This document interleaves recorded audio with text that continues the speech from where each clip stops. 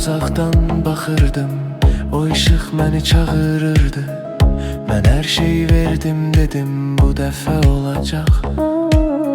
Qaçdım o xoşbəxtliyə, uzatdım əllərimi tərəfə. Amma nə qədər yaxınlaşdım, o qədər uzaqlaşdı. Nə bir səs gəldi, nə bir ümid, nə bir işıq. Geri döndüm, gördüm ki o yerdə heç nə yox.